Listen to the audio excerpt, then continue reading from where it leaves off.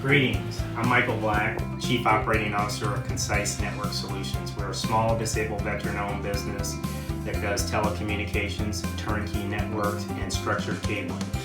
I'm also one of the leaders of the Veterans Committee here at the City Club of Washington, D.C. And we recently had the opportunity to host our annual military mixer, where we recognize veterans and those that continue to serve.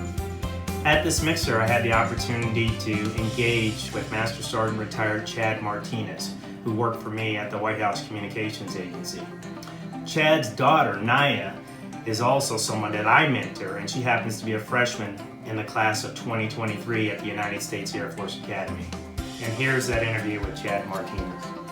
All right, Chad, man, it's so good to see you again, man. I mean, we go back to our time there at White House Comm and all that, where we worked together. But refresh my memory, man. Tell me how you started your military career and take it all the way to WACA, White House Comm, where we served together. I joined in 1989. Came in right out of high school. Got hit with Hurricane Hugo, as you probably remember, pretty drastic. I was meant to come in the Air Force in 1990 of April. Wouldn't believe it or not, but my recruiter came in, got off a plane. To this day, I don't know what kind of plane he came off of.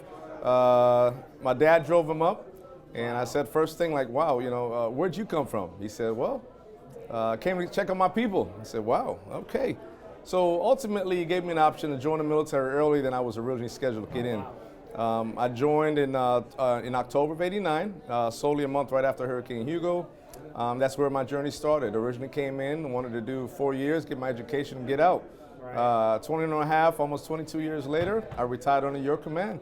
Left Tyndall, my first duty station. Yeah, Florida. Absolutely. Tyndall Air Force Base, Panama City, Florida.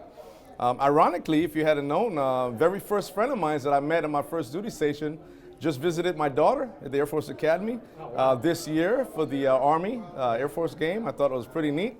You see that first 6 degrees. Left out of there 4 years later, went to Germany and spent 7 wonderful years with the family. From there, I went to the Pentagon. Okay. From the Pentagon, I went to White House Comm, and in 2005, that's when I went under command. I think you got there in 2006, 7. Yep, 7, the summer of 7. Under your command, I was blessed to be promoted at least once. Second time on my retirement, if you recall, notification came in, but it was the day of my retirement, right. And that was my decision.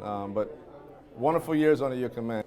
Just to refresh my memory of all the responsibilities that you had at White House Comm and in the J1 shop there, the personnel shop. As your senior Air Force personnelist there on staff, took care of the people. You hit it on the head when you say people first. Number one resource in any organization, as you know, and I've stood by that. What I did, as you recall, to support you was a myriad of things. Not only are we taking care of people, but take care of you. What we do in the personnel field has a lot to do with morale. Right. Getting folks, whether it's being recognized, promoted, things that make you want to do what you're doing and enjoy what you're doing and make you feel appreciated. So from processing awards, from processing evaluations, was ultimately deals with promotions, right, which ultimately leads to other career advancement opportunities. As you recall, working evals, working PRS, performance reports, establishing timesheets and where people want to go when they come from under your command. That was an integral time, and I think we both made that difference when we talk about making a difference for other people. And we talk about taking care of the people who take care of the president is taking care of the president. And at White House Comm, I mean, we were the voice of the president. The telephones, the teleprompters, the BlackBerry, the folks did that kind of work, and you were responsible for getting us the right people to do that job. And then you fast forward to your retirement, and lo and behold, your daughter Naya is interested in the Air Force and going to the academy, and that's where I went to school. First and foremost, we make connections in the military. I go back just to recent times, and I remember telling fellow colleagues that, man, I remember a time when you can go to any base, and as much time as you spend in the military, as the years go by, you seem to remember and know someone at every single base. What I can say about you in honesty is that you've stayed in touch. It wasn't just about working for you, but it's working with you.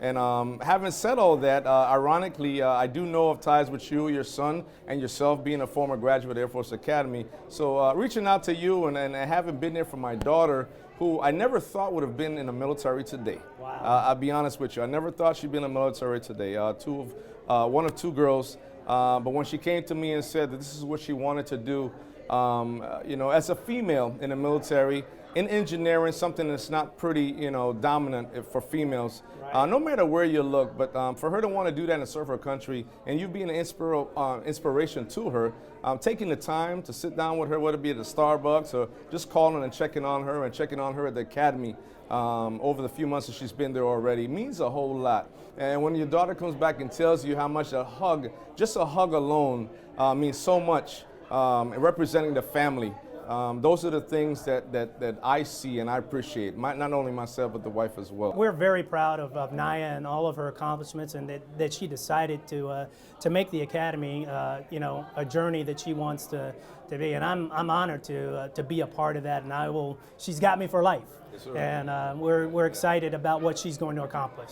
So Chad, I know you're still serving today as you're a government civilian. So refresh my memory, what are you doing for the Defense Information Systems Agency or the Joint Task Force that you support? First and foremost, when I retired almost 9 years ago, I pretty much stayed in the HR arena, supporting military assignments, placements outside of the Department of Defense. So, and what I mean by that is being the sole person in the entire Air Force to work on behalf of the Secretary of the Air Force to manage, oversee, track funding, not only funding, but putting military blue suiters outside of DOD. I want to do something different.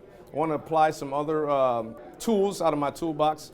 Moved out to Fort Meade under JFHU Doden, which is sub-org to DISA. I've been under DISA since. I've actually just moved under DISA to a different organization on the Joint Service Provider, and I've been in Crystal City / Pentagon for the last year. Oh, amazing. So still serving, even after 20 years in the military and then 9 years on the civilian side, continuing to serve, man. I just have to say thank you for your service. Thank you.